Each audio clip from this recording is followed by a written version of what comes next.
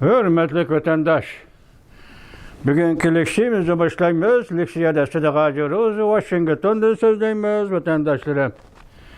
Bugünkü islaq 2025 yıl 2. ayının 1. günü. Haftaga şembe vatandaş. Bugün sizlerge eytidiği vaziyetimiz nime? O ekrandan veya ki bu torbiteden emas. Bugün sizlerge eytidiği vaziyetimiz şunda isil bir vaziyet ki o nimeden vatandaş? Körüp otsuz, bilip otsuz. Amerika Qo'shma Shtatlarining prezidenti Donald Trump saylam davrida nima degan va nima deb va'da bergan bo'lsa, shuningdek keyin o'tgan yili 11 oyning 5 kuni saylamdi, ya'ni bir qatim prezident bo'lib saylanib, 1 oyning 20 kuni qasam berib, murosim o'tkazib Oqsaroyga kirgandan keyin 11 kun ichida prezident Trump Amerika xalqiga nima va'da bergan bo'lsa, shu bo'yicha ishlayotdi. Mana bu intayin katta vaziyat. Kattaligi nada? Sin saylam davri degan gapni amaliyotda xizmatga tushganda yoki prezidentlik vazifasini ado qilishga qadam qo'yganda ijro qilish, qoldirib qo'ymaslik va g'albalaning qildigan ishimi vatandoshlar. Tushundingizmi? Saylam davrida, saylam davridagi xarakter va subat qandoq bo'lgan bo'lsa, ijro qilishda ham shundoq subat, shundoq xarakter, shundoq metod, shundoq usul chora bilan siyosatni yo'lga qo'yish va g'albala qiladigan ishmi vatandosh. Inchiklik bilan kuzatsangiz shundoq bo'ladi. Endi bugun sizlarga so'zlaydigan leksiyalarimiz bunaqdaq. Vatandoshim, avval mavzu. Prezident Donald Trump. Amerika Qo'shma Shtatlarining prezidenti Donald Trump Amerika Qo'shma Shtatlari hukumati va Rossiya Federatsiyasi hukumati bilan jiddiy suhbatga o'tirganligini oshkorladi. Mavzuli xabar 1 oyning 31 kuni Vanvitor betida e'lon qilindi. Xabar bundoq boshlandi. Masalan, nima degan? Men United ara degan edi saylam davrida. Ukrayna va Rossiya o'rtasidagi urushni to'xtataman degan edi. Ham Oqsaroy kirishdan oldida 1 oyning 20 kunidan keyin ham shundoq degan, qayta 21, 22, 24. Mushu kunlarda 1 oyning mushu kunlarida shundoq degan edi. Bugun endi Amerika Qo'shma Shtatlarining prezidenti Donald Trump o'zi oshkorlab, bugun Amerika Qo'shma Shtatlari hukumati bilan Rossiya Federatsiyasi hukumati dediki 1 oyning 31 kuni mening hukumatim Rossiya Federatsiyasi hukumati bilan Ukrayna urushi bo'yicha jiddiy muhokama boshladi. Men prezident Donald Trump deydi, Rossiya prezidenti Vladimir Putin bilan tez harakat qo'llanib, Rossiya Ukrayna urushini oxirlashtiramiz. Amerika Qo'shma Shtatlari prezidenti Donald Trump o'zining sha'nisida muxbir qachon prezident Vladimir Putin bilan ko'rishasiz deb savol qo'yganda prezident Donald Trump bundoq ko'rsatdi. Washington Rossiya bilan Ukrayna urushi to'g'risida jiddiy muhokamalar beryapti. Men dedi prezident Donald Trump, prezident Vladimir Putin bilan tez arada harakat qo'llanib, Rossiya Ukrayna to'qnashishini oxirlashtiramiz. Qanday vatandosh dedi, va'da ijro qildi, boshladi degan gap vatandosh. Amerika Qo'shma Shtatlari prezidenti Donald Trump bunday ko'rsatdi. Men dedi prezident Donald Trump prezident Vladimir Putin bilan suhbatlashaman. Balki ahamiyatli bir ishni o'rtaga elib chiqamiz. Agar shu chog'da prezident bo'lib saylangan bo'lsam, Rossiya Ukrayna to'qinishi yuz bermagan bo'ladi. Bu gapning ma'nosi nima? 2016 yili prezident bo'lib saylandi, 17 kuni Oqsaroyga kirdi.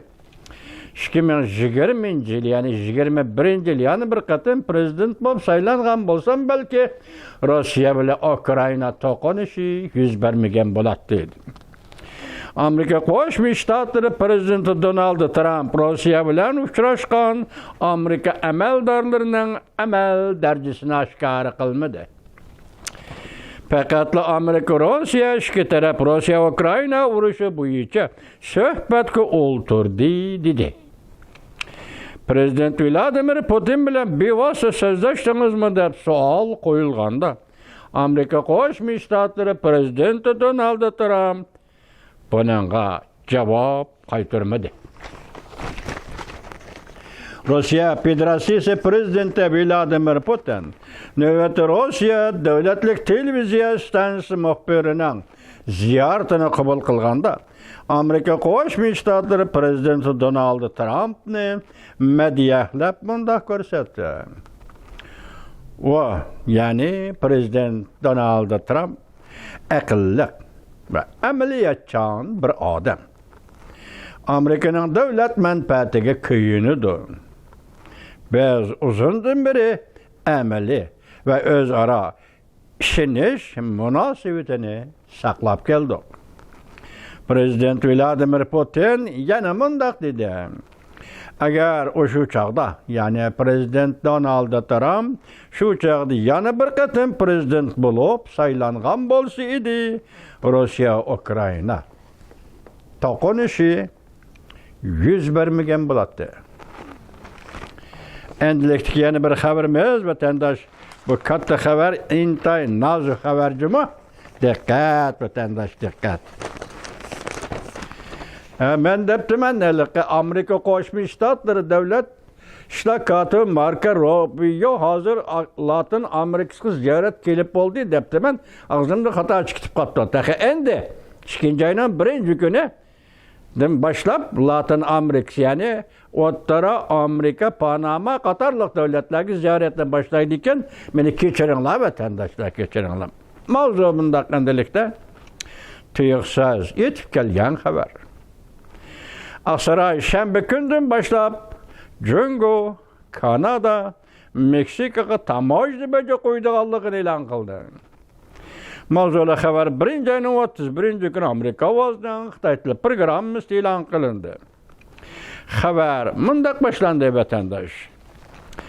Aksaray juma kuni, ya'ni 1-oyning 31-kuni mundaq ko'rsatdi. Shanba kundan boshlab Amerika Qo'shma Shtatlari prezidenti Donald Trump Kanada va Meksikaning Amerikaga eksport qilgan tovarlardan, ya'ni Amerika, Kanada, Meksikadan import qilgan tovarlarga 25% tamoyilni qo'ydiganligini, Jungodan Amerikaga eksport qilingan tovar mallardan, ya'ni Amerika Qo'shma Shtatlari Jungodan import qilgan tovar mallardan aslab yana 10% tamoyilni baja qo'yib ustalab oladiganligini e'lon qildi. Cumhuriyetçiler Partisi a'zosi Amerika Qo'shma Shtatlarining prezidenti Donald Trump tamoyilni baja qo'ydiganligi to'g'risida izchil ogohlantirib, atrofli shu davlatlarni izchil ogohlantirib, hamkorlikni kuchaytirishni kafolatga ega qilib, qonunsiz ko'chmanlar va ximiyaviy mahsulotlar atkazchiligini cheklamoqchi bo'ldi. Shundaqla prezident Donald Trump tamoyilni baja qo'yish orqali Amerikaning sanoatini taraqqiy qildirmoqchi bo'ldi va buning va'da berdi. Ertadan boshlab tunagan xabarni bugun shanba, bugundan boshlab tamoyilni baja kuchga ega bo'ladi. Bugun 1-kunidan boshlab yuqorqi 3 davlat Kanada, Meksika va Jungoga qo'yilgan tamoyilni baja ijro qilinadi deb ko'rsatdi Aksaray axborot kotibi Karolin Levitt muxbirlarga. Bularning hammasi prezident bergan va'dalar va saqlab kelgan va'dalar. Demak, saqlab kelgan va'dalarga va'dasi chin turib kelgan va'dalardan prezident Trump boshqalarga, ya'ni boshqalarga emas, butun mamlakat xalqiga, Amerika xalqiga bergan va'dalar, mana shu va'da bo'yicha bugun tunji qatim mana bu tamoyilni baja qo'yildi. 3 davlatga ijro qilish boshlandi deb ko'rsatdi Aksarayning bayonotchisi Levitt xonim. Aksaray jiddiy ifoda bildirdi. Beyceğin yaman haber girişte. Bu bir haberci mi olan vatandaş?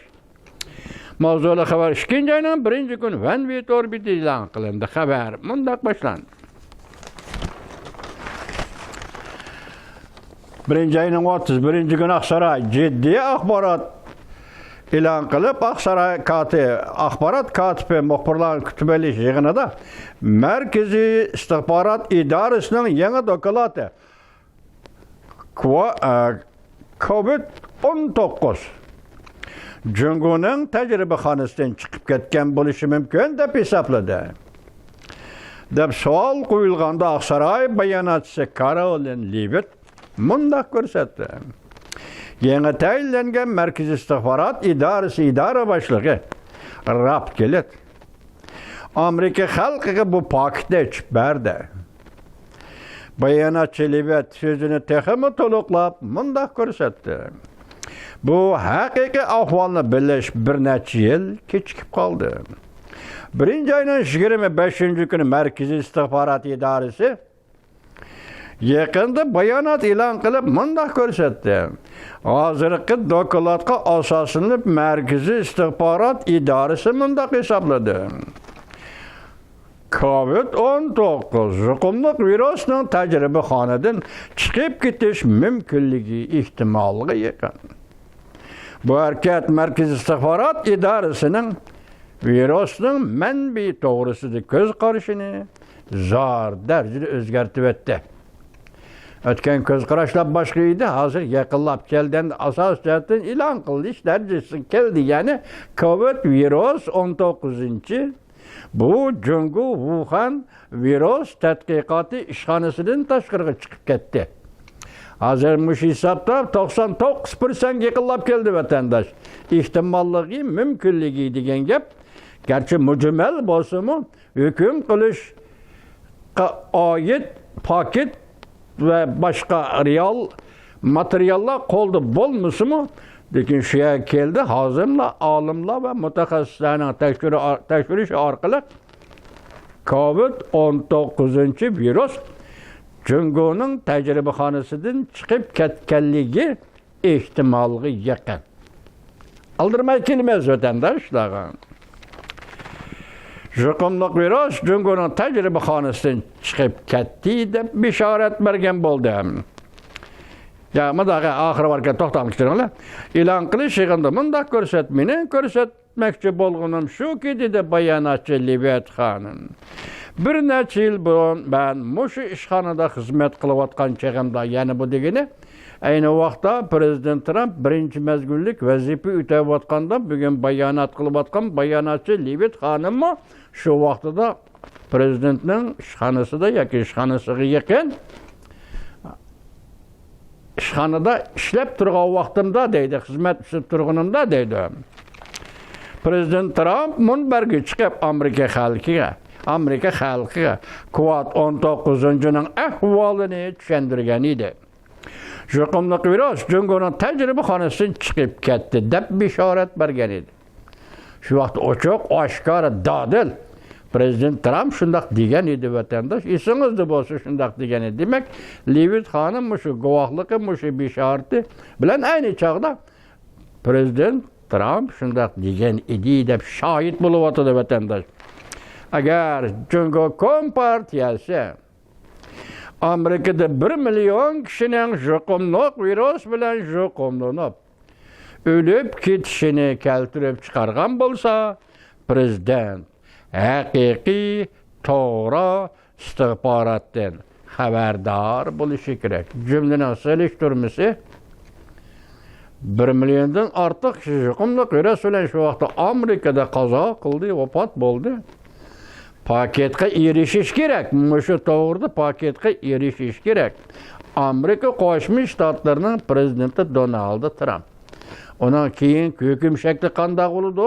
Keyingi xulosa qanday bo'ladi? Avval prezident Trump shu paketga erishsin vatandash bilan da shu haqda ko'ramiz.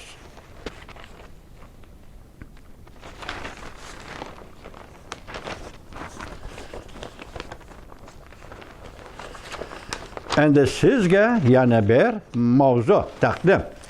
Bu mavzudaki cümlelerge inçke nazar taşlan vatandaş.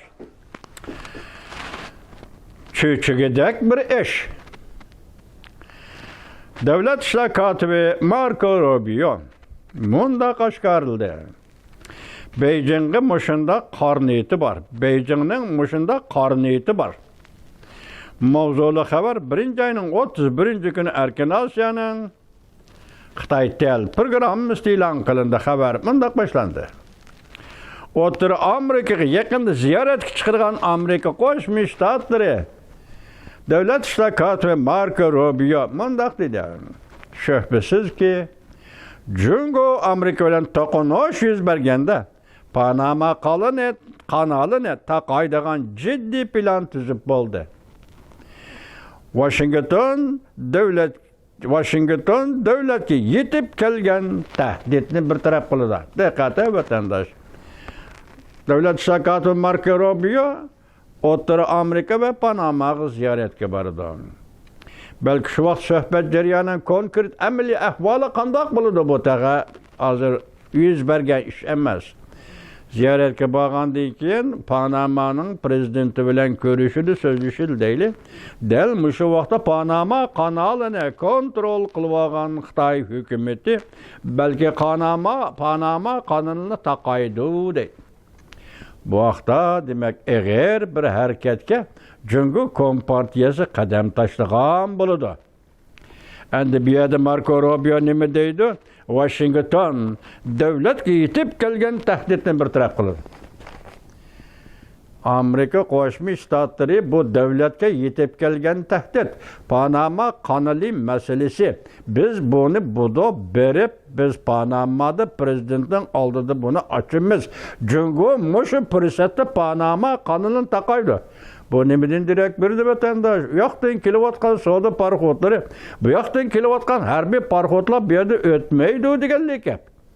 Vakti Cungo Kompartiyası Panama'da Amerika'nın taşkı siyaseti keskin pozisyonla cevap kaytırdı. Bunu hazır Cungo hükümeti demedi. Belki Devlet İşler Katibi Marco Rubio Cungo çokum Panama kanalını takaydı. Yani Amerika Cungo oturusu dokunuş üzbegi. Amerika Koşmuş Ştatları Prezident Donald Trump muşu ayının 20. günü vazife tapşırıp eliş murasimede sözlügen notkada Panama 1999 yılı Amerika bilen yazma Panama 1999 yılı Amerika bilen Panama kanalını ötküzüp bir iş doğrusu tüzgen toxtamda berge vədisiga xilaplık kıldı dep aypıldı. Keçirenler ayet hatalı. Panama kanalını başkuruş hukukunu Cungo ötküzüp berdi. Prezident Trump'ın murasimde sözlügen sözü 1. ayının 20. günü. Bu noktada Panama hükümeti inkar kıldı. Panama kanalını adil başkuruvatımız bu yerden ötken her bir parkotka okşaş karayımız dedi Panama'nın prezidenti. Endilikte hazır kalet devamlı bundan ketiverse olmaydı. Bu Amerika tarafından göz karışı ve Devlet İşler Katibi Marco Rubio'nun göz karışı. Panama'nın hazırlık altı ketiverse yani Cungo Kompartiyası'nın başkuruşu ve kamal kılışı olsa da Panama kanalının hazırlık artımında ketiverse olmaydı biz bunu kabul kılalmayız diyen manada evet. Devlet İşler Katibi Marco Rubio eğer Cungo hükümeti Amerika bilen bolgan tokunuş işçide Panama kanalını takaydıgan bolsa ola degeni boyucu iş kılısı boluyverdi. Gördünüz mü? Eğer dedi Devlet İşler Katibi Marco Rubio Cungo hükümeti Amerika bilen bolgan tokunuş işçi demesen Panama kanalı münasebetlik.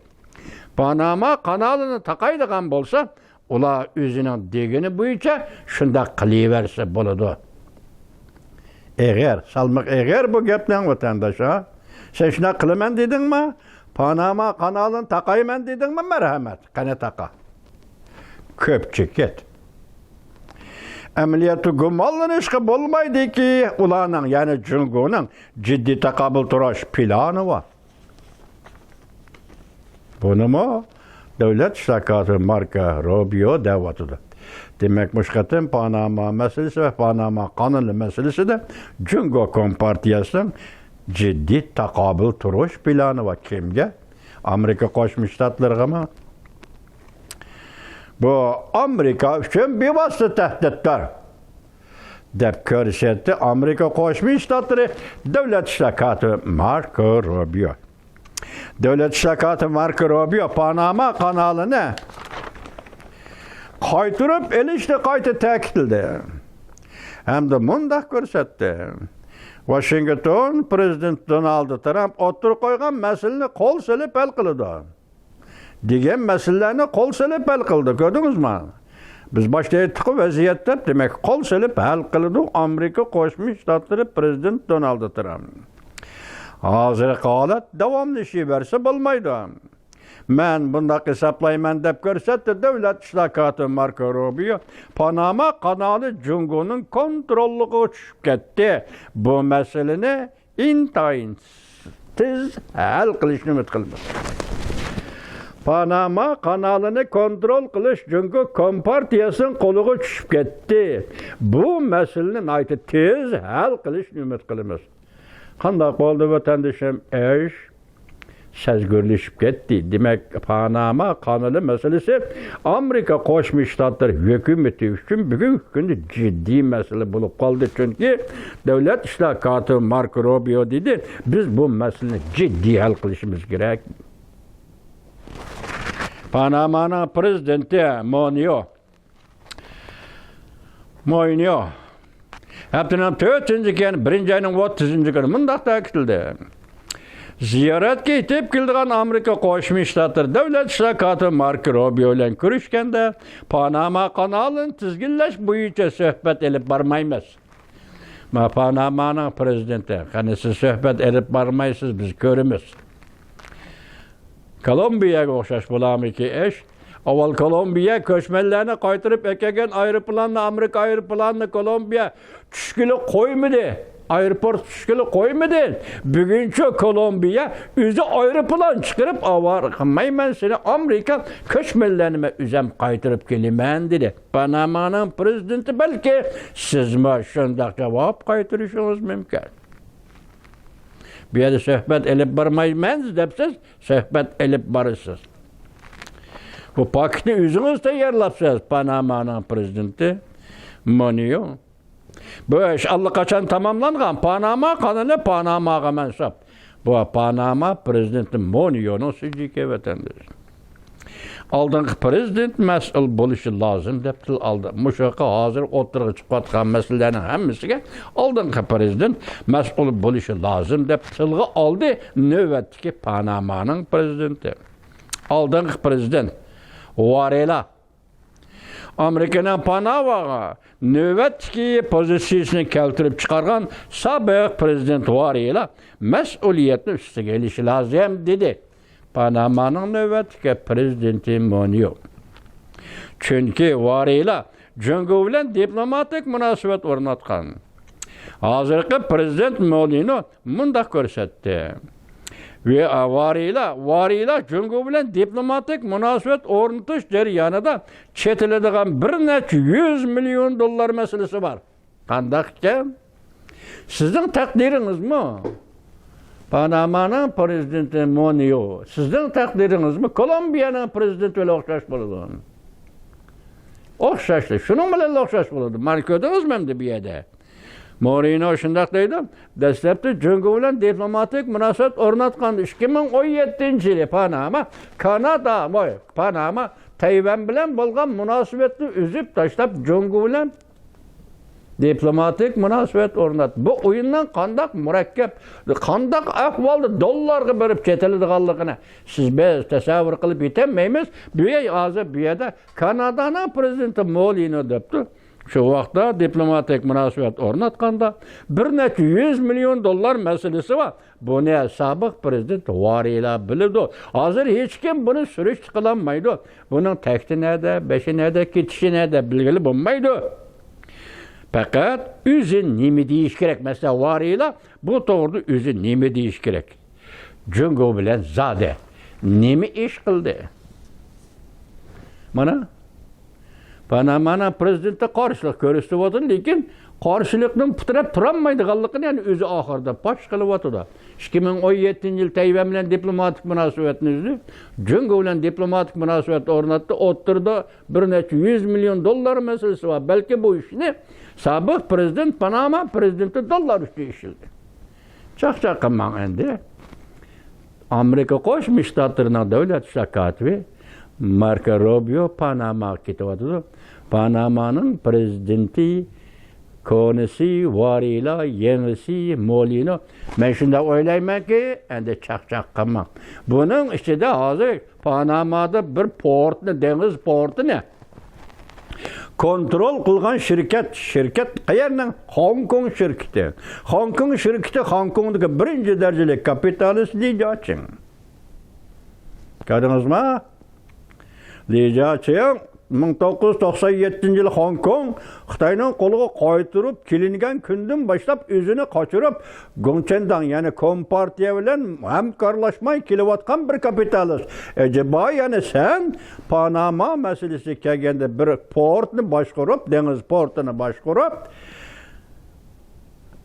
Cungo hukumati nimani sabab qilib ko'rsatiladigan bo'ldi?